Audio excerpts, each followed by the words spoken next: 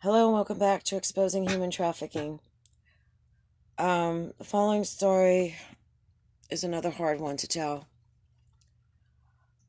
Back in, well, it was Christmas Eve of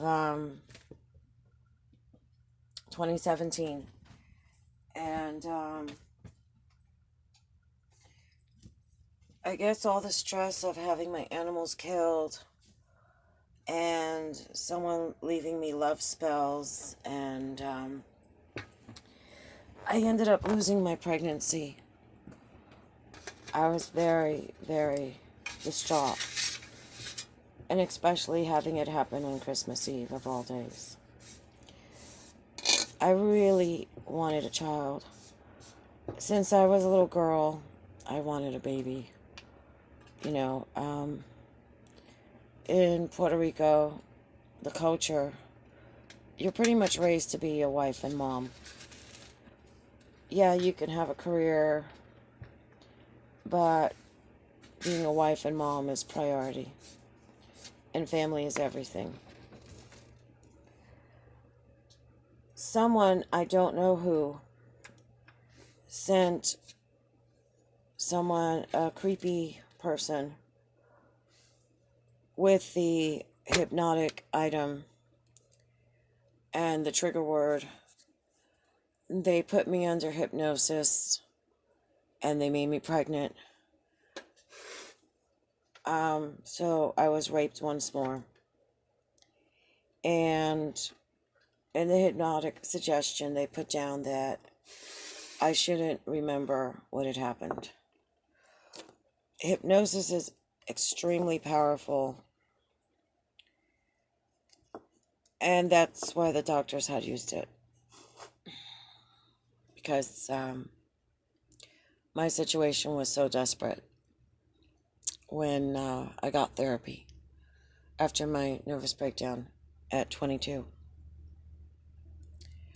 Now, we all know that that hypnotic object was stolen from the doctor's office, and we know that Brad Pitt allowed my older stepbrother, George Bermudez Jr., the human trafficker, murderer, criminal, to listen into my sessions with the doctors. So, the pregnancy, I was still pregnant, and I couldn't understand how. So I thought, well, maybe I was carrying more than one, because at times I had carried twins and triplets, which were also killed. Um, and I couldn't understand why I wasn't getting smaller and I was getting bigger. So I went down to see a local midwife in Taos, New Mexico. And it was one of these, free birthing centers where they don't use drugs or ultrasound or anything like that, because they think it affects the baby in a bad way. And if you have complications, then you get transferred over to the local hospital there.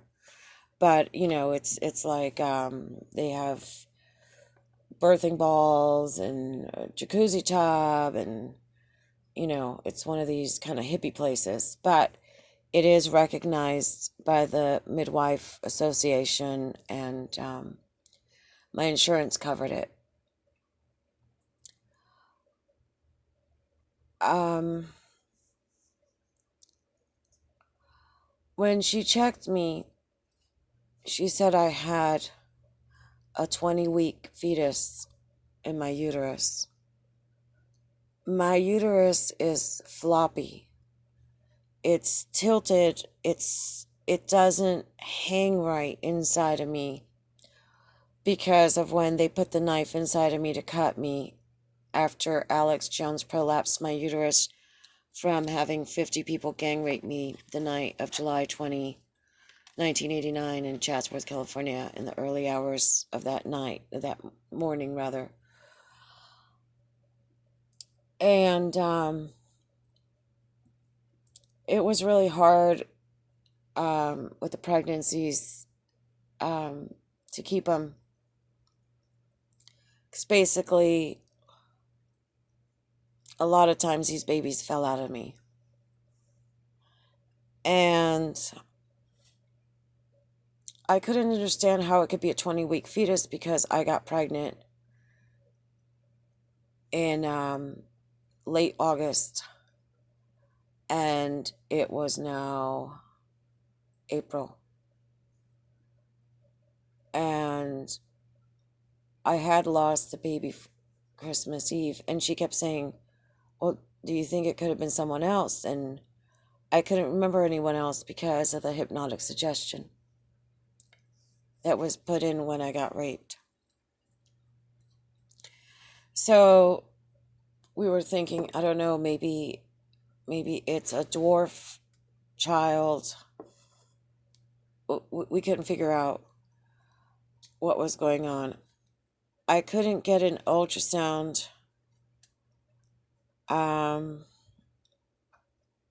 because doctors were not willing to help me.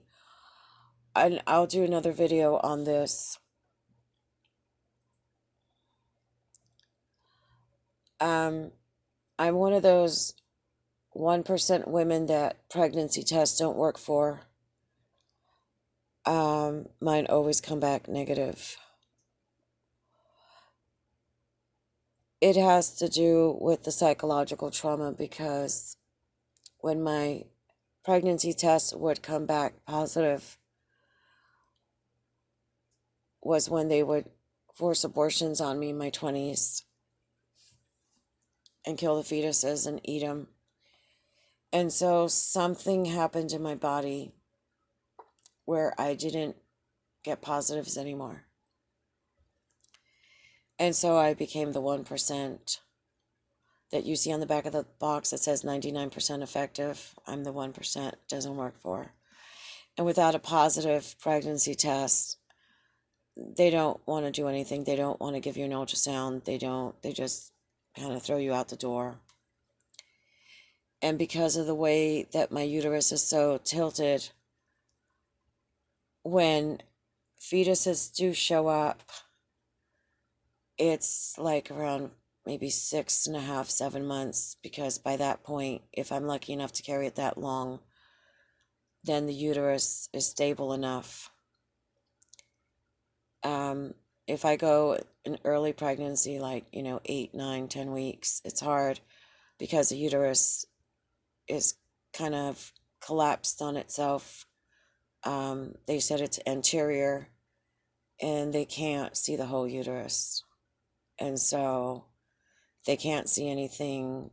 They can't confirm a pregnancy.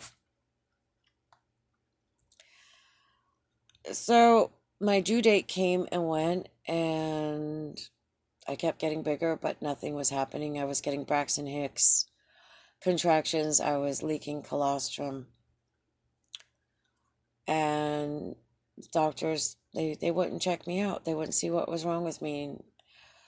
I learned how to doctor myself a long time ago because of the problems I had with doctors. So it was a wait and see kind of thing. When Brad came in August, I think it was August 7th of 2018, he saw I was pregnant. He knew I was pregnant. By this point, I was about 8 months pregnant. And you could tell, I normally could fit into a size 16 Jordache jeans from little girls section, and I was at a 3X women. So I was pretty big. September 4th, he came into my house, used a hypnosis, had me take some pills. I was 37 weeks pregnant. They induced the labor. I had a little baby girl. She was born in the call. She had big blue eyes.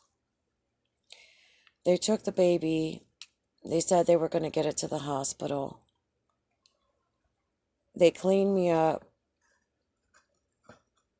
I woke up the next day. I couldn't understand where my belly had gone because, again, in the hypnosis, I was told that I would not remember what happened.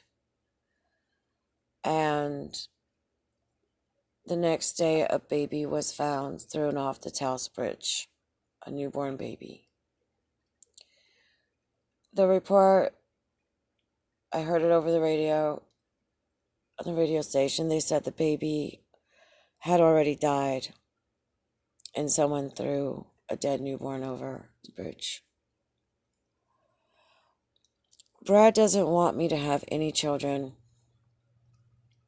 I don't know if it's because of the curse that I would not have children, or if it was because he just didn't want anyone, as my older stepbrother said, George Bermudez Jr., effing me. When Brad and I broke up after 2 years of a quote-unquote engagement, he said he would be back and that we would have children. I didn't know that Brad was bad at that point. I was hysterical. I was distraught. He said he would come back to me when I was well. And losing him was the hardest part of my life. Because as a human trafficking boyfriend, he was my boyfriend. He was my fiancé. He was my future husband. He was going to be the future father of my children. He wanted 7 children. And desperately, I had told him that I didn't care if he got married once or twice and had 6 children, that if he wanted to come back to me, I would have the 7th child with him, and I would raise his 6 children. The doctors were trying to talk me out of it. They kept saying that he would marry someone else and I would marry someone else. I said I would never marry anyone but him. I was very suicidal after we broke up because I had been so isolated emotionally. He and I kept the secret of what had happened to me. My mom didn't care. People at work knew. Some of my friends knew what was going on. But as a human trafficking boyfriend, Brad was the one who showed support and comfort and was there for me so that I could furthermore be manipulated psychologically.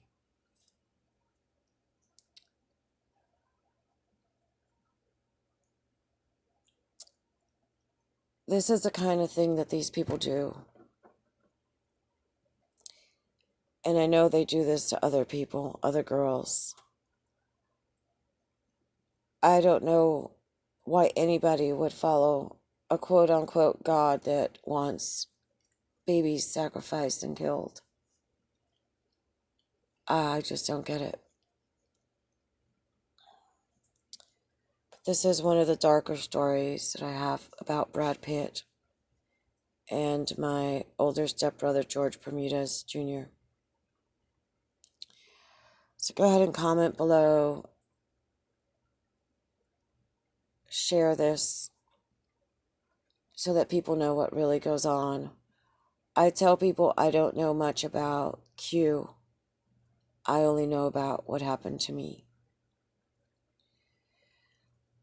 Give it a thumbs up, subscribe if you haven't, and hit that notification bell.